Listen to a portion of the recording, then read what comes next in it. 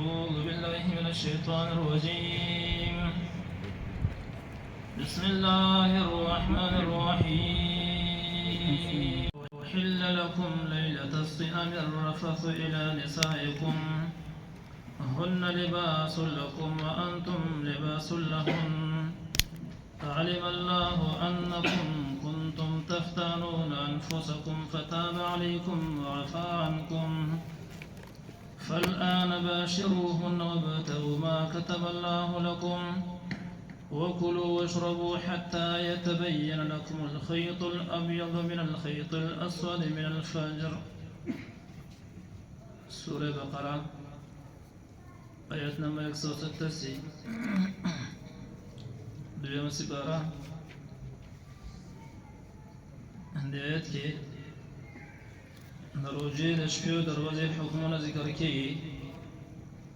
او ورسره حکم د اعتکاف هم ذکر کېږي. نو فرمایي وحل لکم لیلة الصیام الرفث، دی کې د روژې د شپې حکم دی. وحل لکم حلال کړی شوي دي ستاسو دپاره لیلة الصیام په شپه د روژې باندې الرفث یوځای کېدل الی نسائکم د خپلو بیبیانو سره هن لباس لکم دغه بیبیانې لباس لکم جامه د ستاسو دپاره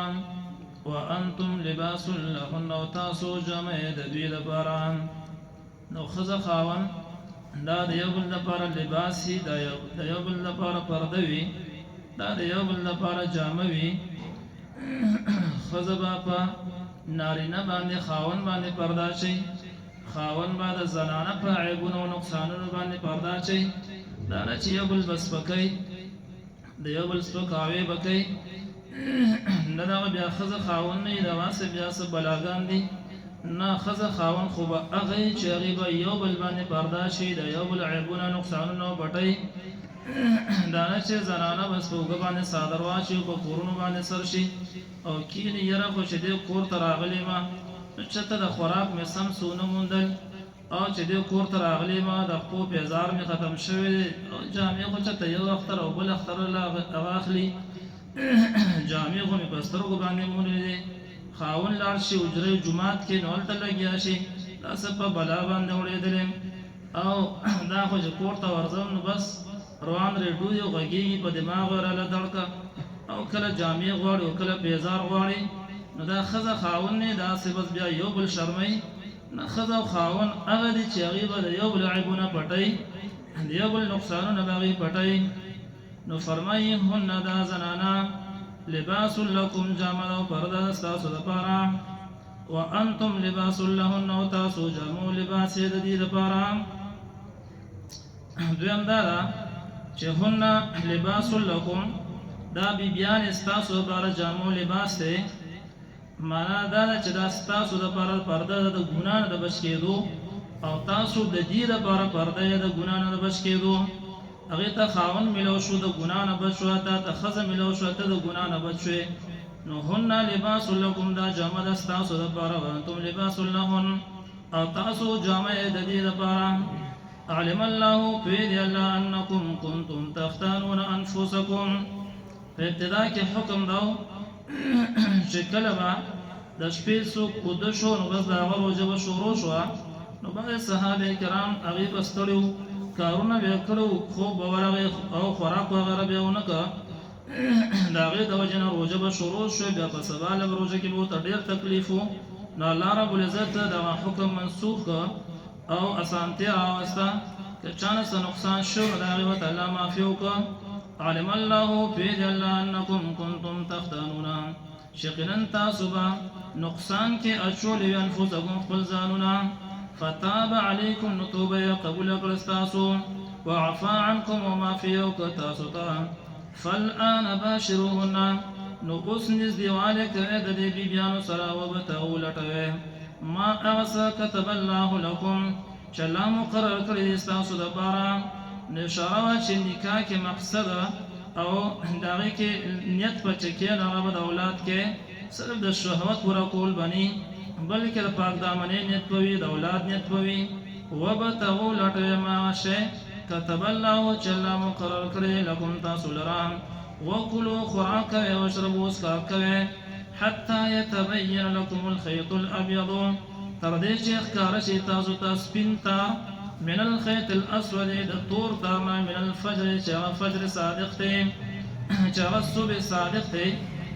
نو کله چې صبح صادق وخیږي نو هغه پورې تاسو اجازه ته د خوراک څښاک او چې صبح صادق وخته نو د هغې نه وروسته بیا روژه شروع شوه عدي بن حاتم رضی الله عنه مبارک راځي هغه یو تور تار راواخیسته سپین تار یې راواخیسته او هغه د ځان سره ایښو د شپې به هغې ته کتل چې فرق پکې کېږي او که نه نو تیاره به خو ډېره او هغې کې فرق نه کېده تر دې پورې چې ښه رڼا ولګېده نو د سپین تار تور تار منځ کې فرق وشو نبي علیه السلام ته وویل نو نبي علیه السلام ورته وویل ستا دا سټ خو ډېر بلند دی ځکه چې دلته کې د سپین تار او د تور تار نه مراد هغو د اسمان د کنارې او د غاړې دغه تیاره ده او د هغې هغه رڼا ده کومه چې د ورځې بیا د سبا راخورېږي نو چې ستا د بالښت د لاندې هغه د سپین تار او د تور تار راته نو ستا دا سټ خو ډېر بلند وی نو دا مذاق په طور باندې په دا وخت کې چې من الفجر ټکي لا نو نازل شوی نو چې کله من الفجر نازل شو بیان شو چې د سپین تار نه مراد هغه صبح صادق او د تور تار نه مراد چې دی هغه د شپې هغه تیاره چې د اسمان دا کناره او غاړه چې دی په هغې باندې تیاره وي د شپې هغه مراد شوه ګوره اشاره شو دې خبرې ته چې صحابه کرام چې بالکل خالص عربو نو هغې ما په قرآن باندې نه دي پوه شوي کله چې هغې ته بیان د الله طرفه نه ده راغلی کله چې د الله نبي ورته بیان نه دی کړی نو صرف خالص عرب کېدل د قرآن د پوهې لپاره کافي نه ده چې بس چاله عربي هغه ورځي او د درې ټکي عربي زده کړه بس دی د قرآن ماهر به شي نه قرآن هغه په تفسیر کې به حدیث ته محتاج وي د نبي علیه السلام تشریح به پکار وي د حدیث به پکار وي ځان نه منکر حدیث نه جوړی وبتغوا او لټوئ ما شی کتب الله لکم چې الله مقرر کړی ستاسو دپاره وکلوا خوراک کوئ واشربوا اسکاک کوئ حتی تر دې پورې یتبین لکم چې ښه ښکاره شي تاسو ته الخیط الابیض او نږدېوالی مه کوئ د بیبیانو سره وانتم عاکفون داسې حال کې چې تاسو اعتکاف کوونکي فی المساجد په جوماتونو کې تلک حدود الله دا احکام چې بیان شو حدود الله دا پولې د الله دی فلا تقربوها نو مه نږدې کېږئ دې ته ځکه چې ور نږدې کېږئ نو بل طرف ته به ترې نه وړئ باطل طرف ته به وړئ دغه خو الله رب العزت پولې مقرر کړې او ګوره په پوله چې څاروی سری نه خامخا بیا بډې ته خوله ورچئ نو فلا تقربوها امام قرطبي خو دغه معنا کوي چې فلا تخالفوها د الله د دغه پولو مخالفت مه کوئ خو فلا تقربوها سره تعبیر وشو نو دی کې دا نهي ابلغه ده د هغه نه چې وروستو آیت کې به راځي فلا تعتدوها چې نږدې کېږئ ما ولې که ور نږدې کېږئ نو کیدی شي ور وړئ نو فلا تقربوها مه ور نږدې کېږئ دې ته ځکه ور وبړئ کذلک یبین الله همدارنګ الله بیانوي آیات خپل حکمونه للناس خلقو ته لعلهم یتقون دې لپاره چې دوی ځان بچ کړي د مخالفت د حکمونو د الله نه الله حکمونه دې لپاره بیانوي چې د هغه د حکمونو د مخالفت نه به ځان بچ کړي ولا تأكلوا أموالكم بينكم بالباطل وتدلوا بها إلى الحكام دغه څلورم حکم د سیاست ذکر کوي د لپاره د امن د ملک او د وطن او دې سره به امن د مالونو راځي د خلکو مالونه محفوظ کیږي ولا تأكلوا أموالكم مخرج مالونه د یو بل بینکم د خپل منځ کې بالباطل په ناروا طریقې سره غصب سره مخرج لوټ ما سره مخرج رشوت سره مخرج دارنګه غلاګانو سره مخرج سود سره مخرج نور ناروا طریقو سره مالونه مخرج د یو بل وتدلوا بها او مرسه د مالونه الى الحكام حاکمانو ته لتأكلوا فريقا من اموال الناس دې لپاره چې وخورئ تاسو فريقا یو حصه من اموال الناس د مالونو د خلقونه بالاثم په ګناه سره وتدلوا بها للحكام حاکمانو ته د رشوت په طریقه باندې مال مرسوي چې حاکمانو له مشرانو له افسرانو له رشوت ورکړي او پردي مال لاندې کې او د پردي حق حاصلولو لپاره ته رشوت وشوي داسې مه کوه تدلوا بها دا مخکې باندې تفتن د الله د لاندې دی ادلا اصل کې ویل کېږي ظلمدولو ته نو اشاره شو چې دا حاکمانو خېټې سم کویان دي بس صرف د رشوت دا برقې ورته ورښکته کوه خو په هغې باندې ډکېږي نه وتدلوا بها او ما رسوي بها دا مالونه الى الحكام حاکمانو ته د رشوت په طریقه باندې لتأكلوا دې لپاره چې تاسو خورئ فریقا یو حصه من اموال الناس د مالونو د خلکو نه بالاثم په ګناه سره وانتم تعلمون تاسو پوهیږئ چې پر رشوت باندې پردې مال حاصلول پر رشوت باندې پردې حق حاصل دا ګناه ده او دا ناروا دي يسألونك عن الأهلة دی پوښتنه کې ستانه عن الأهلة په باره د میاشتو کې صحابه کرامو تپوس کړو په باره د حکمت د میاشتو کې چې دا میاشت وړه کېږي غټېږي حکمت پکې څه نو جواب میلاویږي يسألونك دی پوښتنه کې ستانه عن الأهلة په باره د میاشتو کې د اولې شپې دویمې شپې درېمې شپې چې کومه میاشت وي نو هغې ته په عربۍ کې هلال ویل کېږي دا چې د لومبۍ شپې ښکاره شي او د دوی شپې او د موږ او تاسو بې جګړې کوو دا خو د پنځمې شپې ده او دا د څلورمې شپې ده زموږ نه بس کار خطا دی سوړه خطا ده لارم خطا کړې ده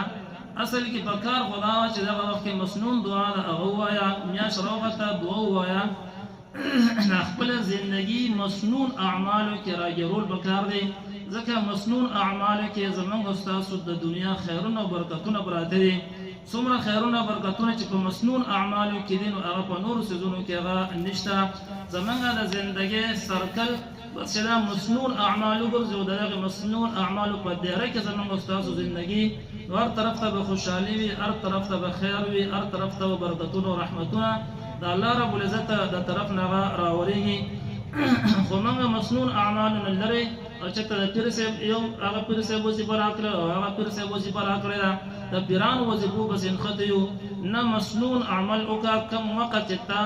نه تقاضا د دې کې چې دې ځای کې دا مسنون عمل دی هغه مسنون عمل اختیار کړه میاشت دې ولیده نو جګړې مه کوه دا د پلانکې شپې ده او دا د ډنګرۍ شپې ده دا د څلورو شپو ده دا د پنځو شپو ده نه دعا غواړه حدیث کې راغلی ده اللهم اهله علینا